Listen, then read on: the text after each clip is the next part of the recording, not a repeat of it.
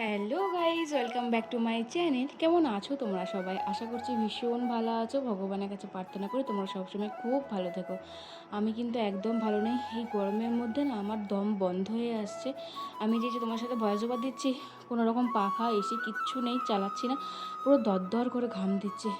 আর এই দুপুরের মধ্যে, এই কষ্টের এই গরমের মধ্যে ঠিক যখন আমি খেয়ে দিয়ে ঘুমাবো একটু শান্তি মতন করে, সব কাজ সেরে সুরে একটু যে শান্তি করে ঘুমাবো, ঠিক তখনই আমাদের কাছে এই ফোনগুলো আসে কুরিয়ার থেকে, যে তো আপনার একটা পার্সেল এসছে। তখন তো মানে খুবই রাগ হয়, খুবই বিরক্ত লাগে, কিন্তু তারপর তাদের কথা ভেবে যে তারা যদি এত কষ্ট এত রোদের মধ্যেও আসতে পারে, আর আমরা সামান্য এই ফ্যানের তলা থেকে যে একবার নিয়ে আসতে পারবো না, তার উপর আবার পার্সেল। কারণ পছন্দের জিনিস হলে তো ভীষণই ভালো লাগে, যে যেগুলো অর্ডার দিই সেগুলো যখন চলে আসে তো ভীষণই মনটা আনন্দ আনন্দ করে।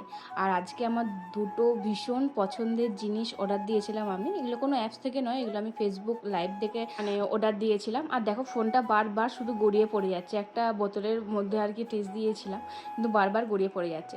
তো যাই হোক, এই যে দেখো দুটো সুন্দর সুন্দর নাইটি, মানে তোমাদের কেমন সুন্দর লাগছে বা দেখতে ভালো লাগছে জানি না, আমার তো ভীষণই ভালো লাগছে।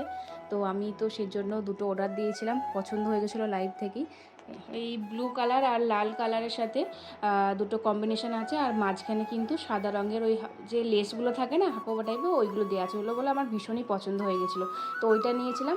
আর একটা এই যে বটল গ্রিন টাইপের এই নাইটিটাও নিয়েছিলাম। এই বুকেতে কি সুন্দর বেবি কলার করা আছে, আমার তো ভীষণই পছন্দ হয়েছে। তোমাদের কেমন লাগলো অবশ্যই জানিও। আর এই নাইটিগুলোর দাম কত হতে পারে সেটাও কিন্তু তোমরা অবশ্যই গেস করো, তারপরে আমি অবশ্যই তোমাদেরকে বলে দেবো। আর এই নাইটিগুলো যদি তোমাদের ভালো লাগে বা আমি কোথা থেকে নিয়েছি সেটা যদি জানতে চাও, অবশ্যই কিন্তু আমাকে কমেন্ট করো, আমি তোমাদেরকে ওই পেজের লিঙ্কটা তোমার সাথে শেয়ার করবো বা ট্যাগ করে দেবো।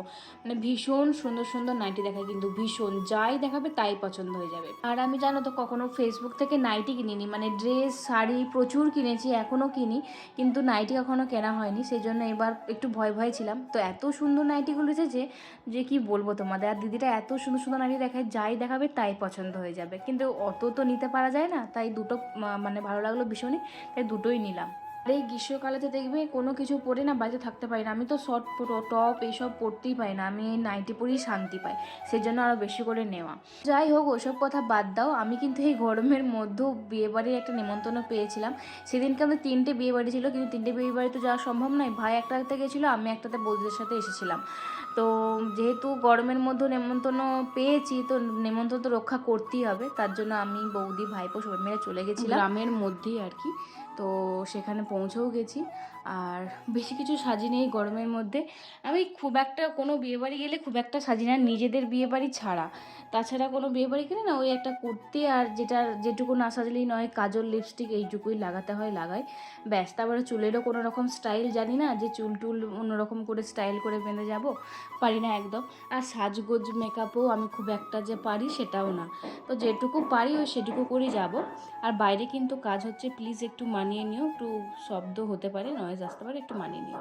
আর যখন আমরা গেছিলাম তখন বাজছিল ওই 8:30টার মতন, কারণ আমার একটু দেরি করে যায়, কিন্তু বৌদি আর ভাইপোর সাথে যেহেতু গেছিলাম তো একটুখানি তাড়াতাড়ি যেতে হয়। যে কোনো জায়গাতে যদি বৌদি যায় তাহলে আমাদেরকে কিন্তু ওই 8টা 8:30টার মধ্যেই যেতে হয়, নাহলে আমি ভাই কোথাও গেলে 9টা 9:30 10টা এরকম হয়ে যায়।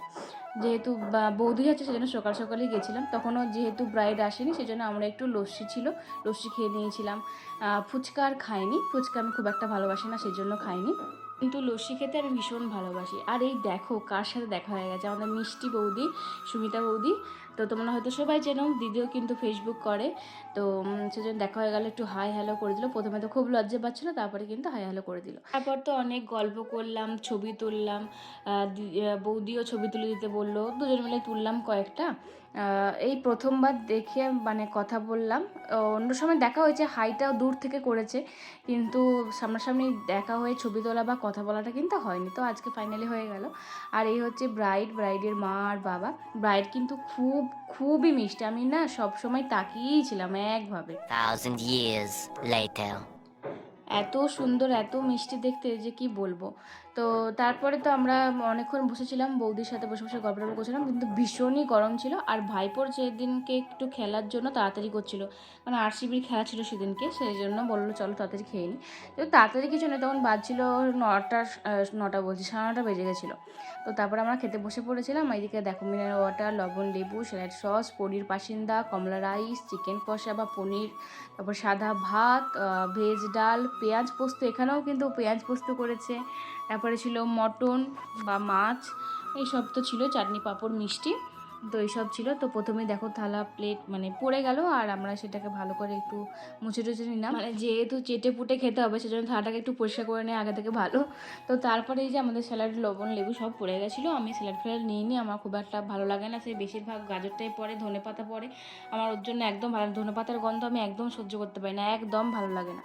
তারপরে তো আমার পছন্দের আইটেম একটা পনির, সবাই জানো তোমরা, তো পনির পাসিন্দা হয়েছিল, ভীষণই ভালো। তবে পনিরটা যদি একটু ভাজা ভাজা হতো না তাহলে আরও বেশি ভালো লাগতো, শুধু পনিরটা খেতে কীরকম যেন একটা লাগে। তো যাই হোক, আমি পনির খেতে ভালো হচ্ছে, যে যেরকমই দিক না কেন আমি সেরকমই খেয়ে নেবো।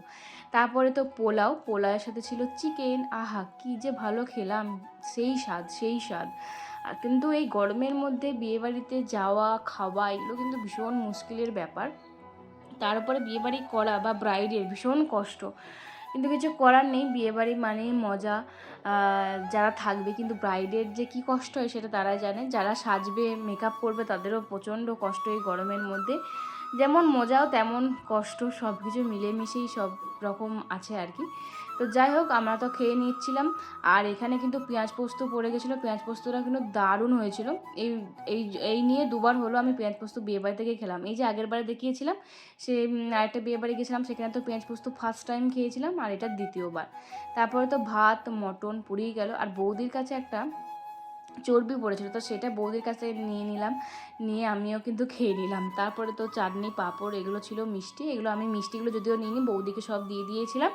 তারপরে আমরা আইসক্রিম নিয়ে বেরিয়ে পড়েছিলাম। তো চলো আজকের মতন ভিডিওটা এই পর্যন্তই। কেমন লাগলো তোমরা অবশ্যই জানিয়ে, ভালো লাগলে অবশ্যই লাইক কমেন্ট শেয়ার করতে একদম ভুলবে না। দেখা হচ্ছে পরের ভ্লগে খুব তাড়াতাড়ি, ততক্ষণ ভালো থাকবে, সুস্থ থাকবে, আর পেজে প্লিজ প্লিজ পেজটাকে ফলো দিয়ে পাশে দেখো। বাই।